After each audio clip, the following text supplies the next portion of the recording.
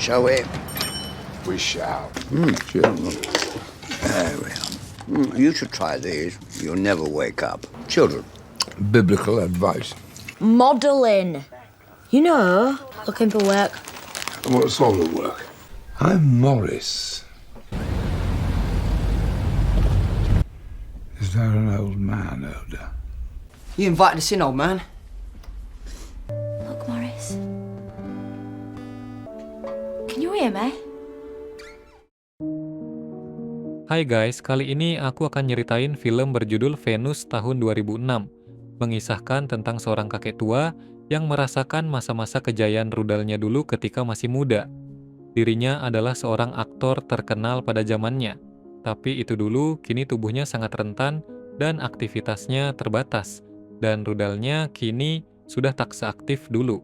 Namun dengan kehadiran keponakan perempuan dari temannya, kakek itu menjadi semangat lagi, dan bahkan merasakan kembali menjadi pria muda. Rudalnya pun kini mulai bisa aktif kembali secara perlahan. Gimana kelanjutan film ini?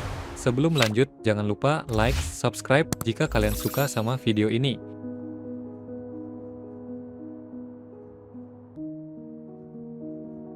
Kakek tua ini bernama Morris, dia bersama temannya yang bernama Ian. Di usia yang sudah lanjut, Morris dan Ian tidak banyak yang bisa mereka kerjakan. Mereka juga harus meminum berbagai obat setiap harinya. Faktanya, mereka kini tinggal dalam satu apartemen yang kecil, namun mereka berbeda kamar. Wearing them, am I? Biblical advice.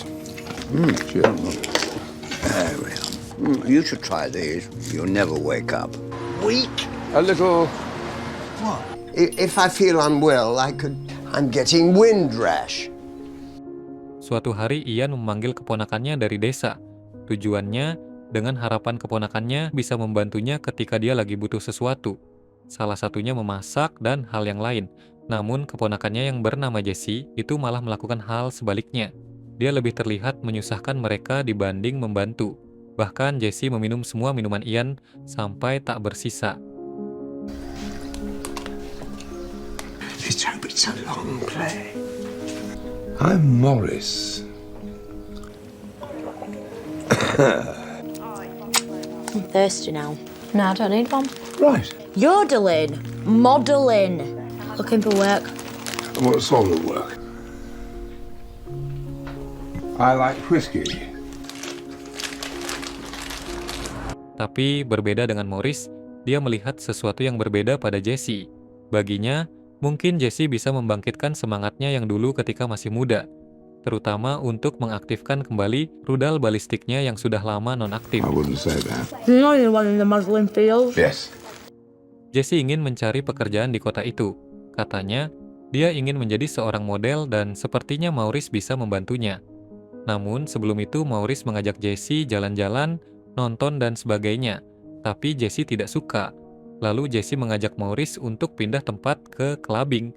Alhasil Jesse jadi teller. Gone in my mouth. I'm sure you swallowed worse. I think I'm gonna be sick. Ketika perjalanan pulang, Maurice melihat Jesse tertidur dan benar-benar ingin menyentuhnya. Apalagi melihat semangka montongnya yang terpampang bebas di hadapannya. Ditambah lagi surabi lempit yang melenuk dan mentuk yang sangat aduhai tersaji dengan bebasnya. Tapi sayangnya dia tidak bisa.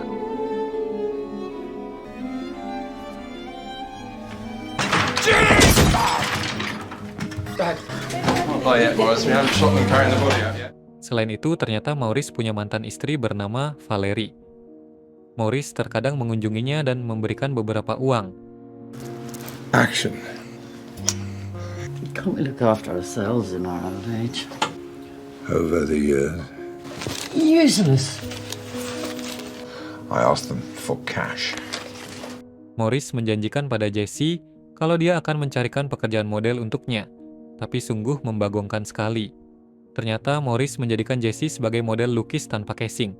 Jesse sempat kesal, namun Maurice menjelaskan kalau model yang ia kerjakan ini adalah salah satu seni yang paling indah. Chuffs and bumps. I've never heard that. Do you think I'll get to keep them at the end? I'm not sure about that. Liar. It's true. Modelling. Touching me! So am I. I am frightened, okay?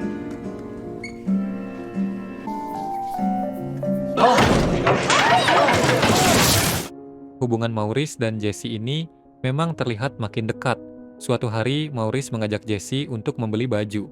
Namun ketika akan membayar, di kasir dia tidak punya uang. Nail varnish. In all possible ways. Otherwise, I'm afraid I've only got... Oh, yes, right. Jessie! Bagi Maurice, Jessie bisa menjadi penyemangat dalam hidupnya. Namun bagi Ian, tidak. Bahkan dia sering meneriaki Jessie ketika lagi membantunya membuatkan minuman. Bagi Ian, Jessie ini adalah seorang anak desa yang tidak bisa bekerja. Maurice disadar kalau Jessie pasti kesal tinggal bersama pamannya di sini. Namun dia punya berbagai cara untuk membuat Jessie tersenyum kembali. Dia menyewa sebuah mobil limusin untuk mengajak Jessie jalan-jalan. I'm glad. Are you on ketamine? It's a really important role.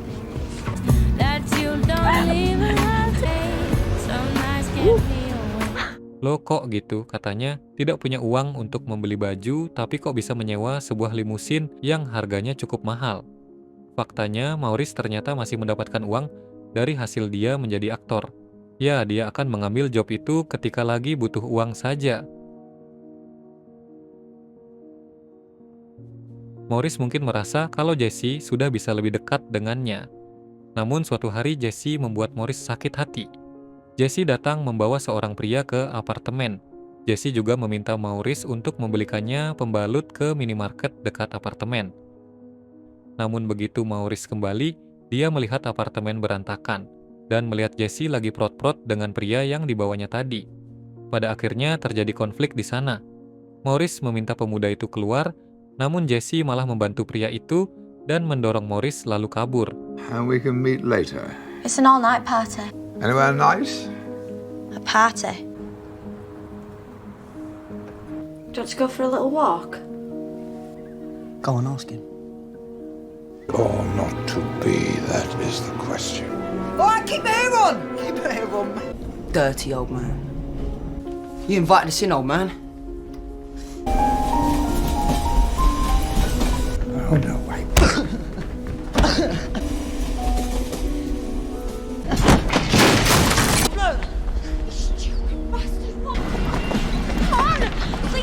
Begitu kembali, Jessie melihat banyak polisi dan Ian berada di apartemen. Maurice mengatakan pada polisi kalau dia baru saja kerampokan. Maurice melakukan itu untuk melindungi Jessie. Jessie sangat malu. Seharusnya dia tidak melakukan ini pada Maurice. Maurice terbaring lemah di kasurnya gara-gara dorongan yang dibuat oleh Jessie. Dan lama-lama Maurice semakin lemah. Meski begitu, Maurice tidak marah kepadanya.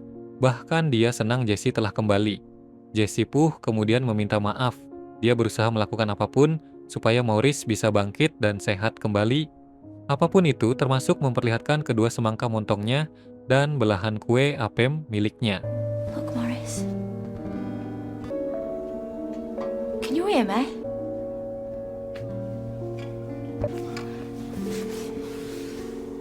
Hingga suatu ketika Maurice akhirnya bisa kembali berdiri dan dia mengajak Jessie jalan-jalan ke pantai. Maurice meminta Jessie melepaskan sepatunya supaya dia bisa merasakan air laut.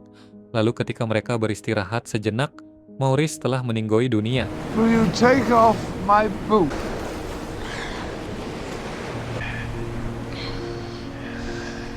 No, Maurice. Maurice. Banyak orang-orang, kerabat, dan sahabat mendatangi pemakamannya. Maurice akan selalu dikenang oleh orang banyak karena dia adalah aktor yang hebat. Sementara itu, sang sahabat yaitu Ian sangat kehilangan. Begitu juga dengan Jessie, dia merasa kehilangan dan merasa sangat bersalah. Jessie melanjutkan hidup dan menjadi model lukis tanpa casing. Karirnya juga mulai beranjak naik, semua itu dia dedikasikan untuk Maurice.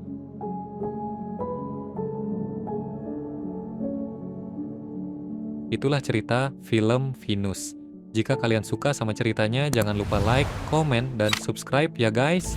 Makasih dan sampai jumpa di video selanjutnya.